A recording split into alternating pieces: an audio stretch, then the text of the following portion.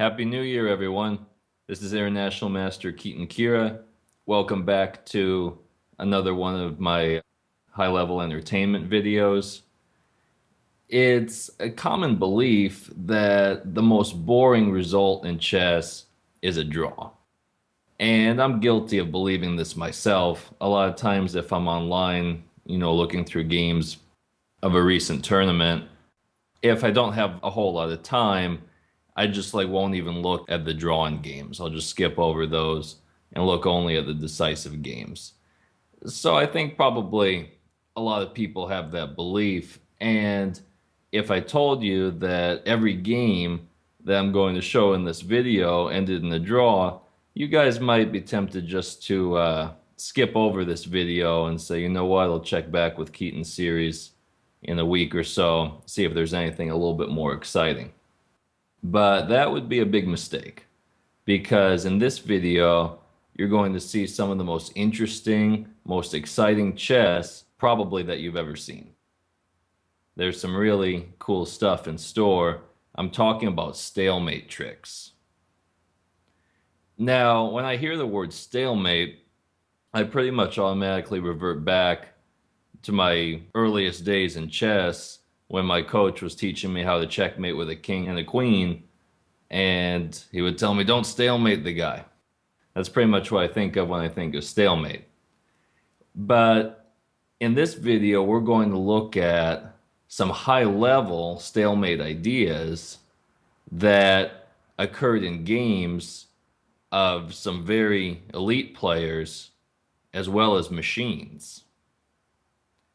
So in this first example, we're going to look at a game between a couple of titans from the early 1900s, playing white Mikhail Chigorin, playing black Carl Schlechter, and these guys were certainly very good at that time. And it's black to move here, and okay, black is lost. We can face that reality. Still, to convert a queen ending to a win is never the simplest thing to do, but definitely white has a winning position. But the question here is, what should black try? What is black's best chance at escaping, at surviving this position? So if you'd like, you can pause your videos here and try to find the best defense for black. As we've talked about before, if you have a lost position, really the only thing that you can do is just try to look for the maximum resistance. How can you make your opponent's life as tough as possible? So see if you can find that here.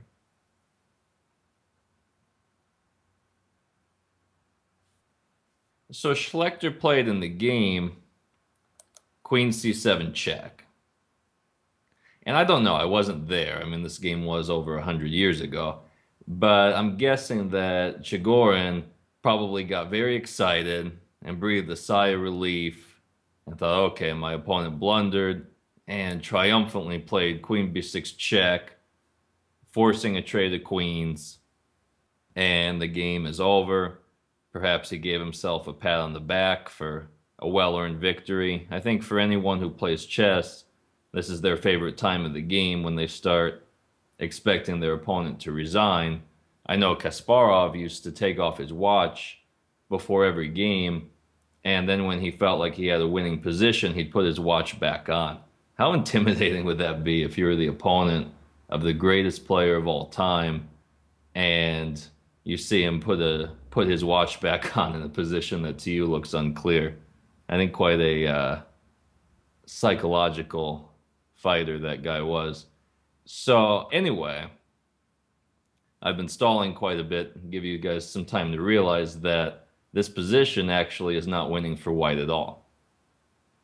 Black played the move King A8, after which the position is now a draw. If white takes the queen, it's going to be stalemate. Black has no moves because all of his pawns are locked and the king can't go anywhere and he's not in check. And what else can white play here? White is actually in a zugzwang. His queen is pinned and he has no moves. after king a8. The white queen is pinned. White has no good moves. The only thing he could try is king a6, but then black can just go queen c8 check, force the king back, and go back with queen c7, and the game is destined to be a draw. So a very sneaky idea here by Schlechter when he tried queen c7 check. Now, if white plays correctly here, he should still have a winning position. He should play, I don't know, maybe b6, maybe king b4. I think both of these moves should lead to a win. But the natural move that he played when he let his guard down there for a second led to a very tricky draw. For our second game on the menu today, we have a game between two masters.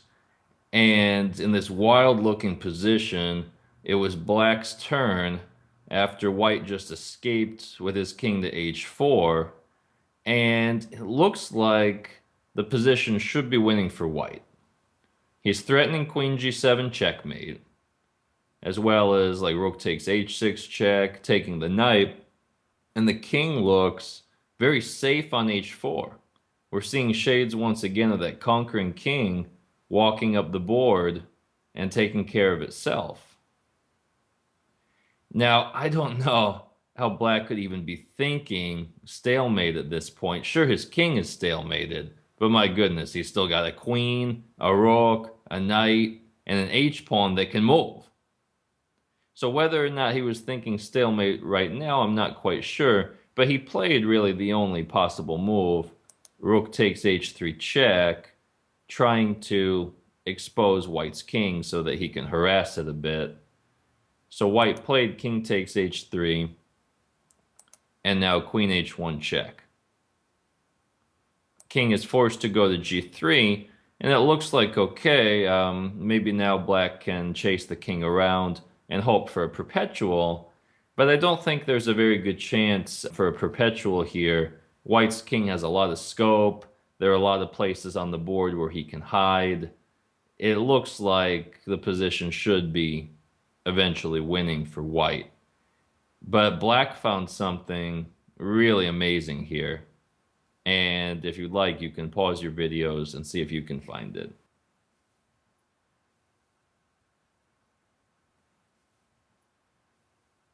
Black found an excellent idea, knight h5 check, forcing the pawn to take it. And what this does is it kills two birds with one stone. First of all, it gets the knight off the board. If black is going for a stalemate, then he needs to get rid of his pieces, right? So it gets rid of the knight and also blocks this h-pawn so that it can no longer move. And black realizes now that all he needs to do is get rid of his queen, and the game will be a draw. So he played queen f3 check. And of course, if white takes with his king, black will be in stalemate. So he tries king h2. But now a very accurate check, queen g2 check, forcing white to take either with his king or with his rook, after which the game ends in stalemate. And in our main event for today, we have two grandmasters who were very strong at the time of this game. Playing white, Alexander Belyavsky, who was certainly a heavyweight during the Bobby Fischer era around that time, one of the best players in the world. And playing black, Larry Christensen, who certainly was incredibly strong at that time and still plays a very mean 1 minute game today. I can never beat him when I play him in 1 minute. And this game had one of the most amazing finishes that you can ever see in a chess game. The entire game, in my opinion, was interesting, so we'll go through it from the beginning, but the finish was unbelievable. So white played d4, knight f6, and it looks like Christensen's going here for a Nimzo Indian, but Belyavsky goes g3 in order to try to go to a Catalan type setup where he fianchettos the bishop on g2. So black plays bishop b4 check, bishop d2, and queen e7, headed now for a Bogo Indian type position. So a lot of transpositions within the opening. Belyavsky played bishop g2. He was well known for being a very solid player. Usually played very solid positional systems with white and tried to wear his opponents down. It looks like he's trying to do the same here. Of course, the bishop on g2 is very powerful on this diagonal. So black here exchanges off the bishops and plays d6, typical light square strategy in the Nimzo and Bogo Indian, where black trades off his dark square bishop and then tries to put his central pawns on dark squares in order to free up squares for his light square bishop and to make that bishop a good bishop. So white plays knight c3. After black castles, knight f3, and black goes on with his plan, plays e5, taking some stake in the center and opening up that nice diagonal for his light bishop, now making that a good bishop. So after white castles, rook e8, developing the rook to a natural square, and white plays e4, taking his own claim in the center. Black goes bishop g4, putting the bishop to good use, and after d5, maybe a little bit of a surprising decision, trades that bishop off for the knight, and then develops his knight.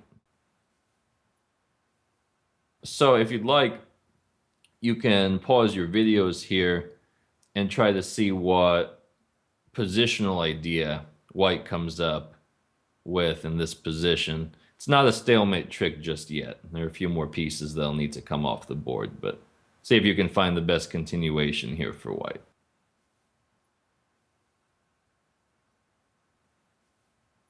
White played a very good positional move. He played b4. And the reason that's strong is because white's plan, he wants to control c5, and he wants to push his pawns on the queen side. And if he doesn't play that move right now, black will play a5 and use the c5 square as an outpost for his knight, because white will never be able to kick it with b4. And if black gets in those moves, a5 and knight c5, it's not possible just to arrange a3, b4. Of course, for one thing, a3 wouldn't be possible. The knight could come to b3 and fork the queen and rook. But even if white took some time to set that up, even after white played a3, the black pawn could come to a4, putting the white pawns in the deep freeze. The deep freeze is a term I think was coined by Silman, where one pawn is strong enough to stop two pawns because of the en passant. Like if that white pawn then advanced to b4, the pawn from a4 could take en passant. So by putting that black pawn all the way on a4, he would completely freeze white's queen side and make white's position pretty inept. So b4 was a very strong move. And now after a5, the idea here, white wouldn't play b5 or take and allow this knight to settle into c5, but rather white plays a3, supporting the pawn on b4 and keeping control of the necessary squares. So black play rook a6, looking to try to get some play on the queen side. Knight b5, now targeting that c7 pawn. Knight b6, which allows the queen to protect the pawn while in fact hitting white's pawn. A lot of punch counterpunch in this game. Rook c1, trades on b4, and queen d7. So white plays queen d3, slightly improving the position, and now here come the black rooks. Rook a4, queen b3, protecting his pawn and attacking the rook, but now the rook's double on the a file, and it looks like black has very good play on the queen side. Rook from f to d1, but white's preparing to crash through the center. And after h5, h4, locking these pawns up, white prepares to advance his queen side. Bishop e2, supporting this knight, preparing to play c5. Queen goes to e7, and we see here Belyavsky is very patient. He's not in a hurry. But after c6, he trades on c6 and finally plays this move c5. And it's a very good time for this move. Now if the pawn takes the knight, white's able to take here on b6, and he'll have a very strong passed pawn on b6. Very dangerous.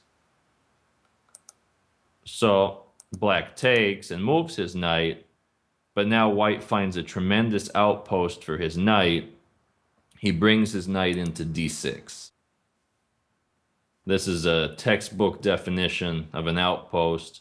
The knight's posted in the center, on the 6th rank, protected by a pawn, can't be attacked by a pawn. That knight on d6 is an absolute beast.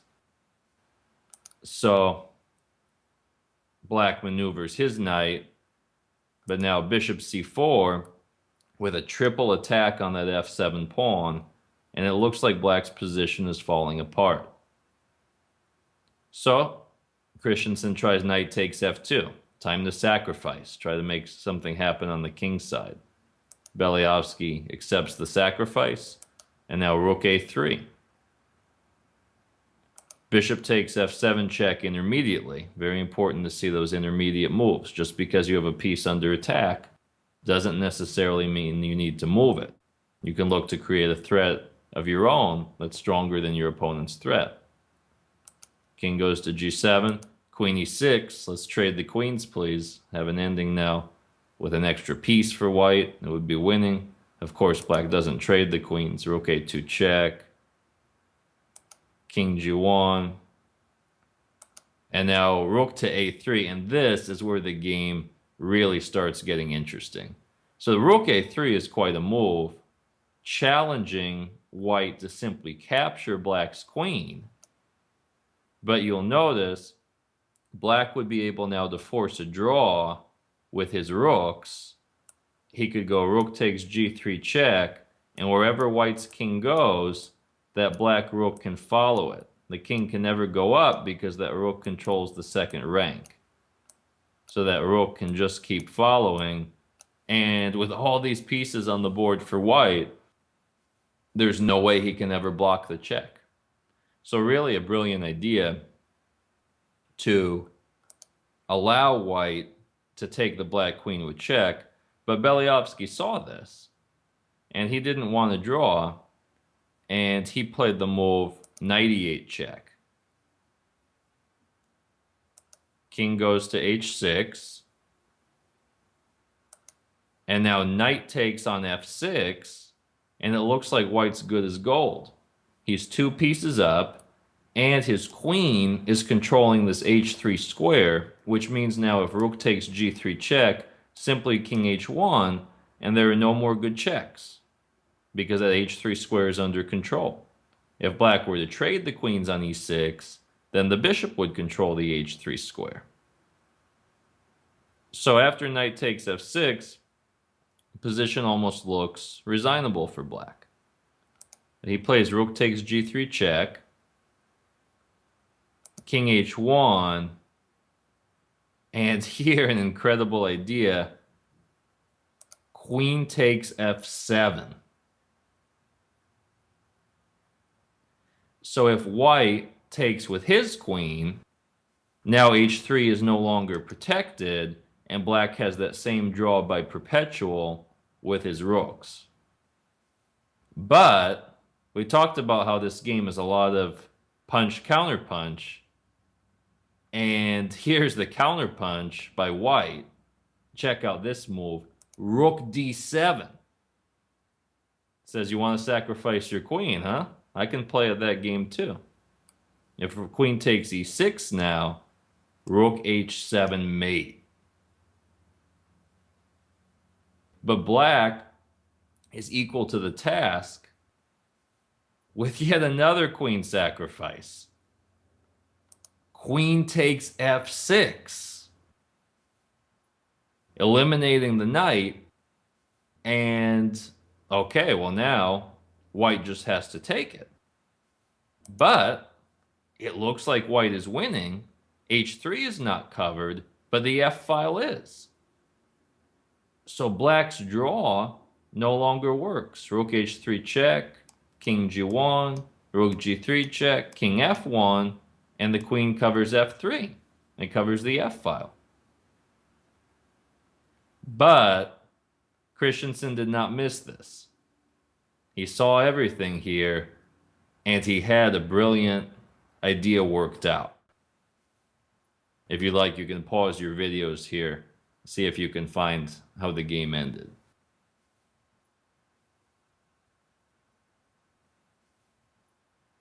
You guessed it, another stalemate trick. Rook h2 check.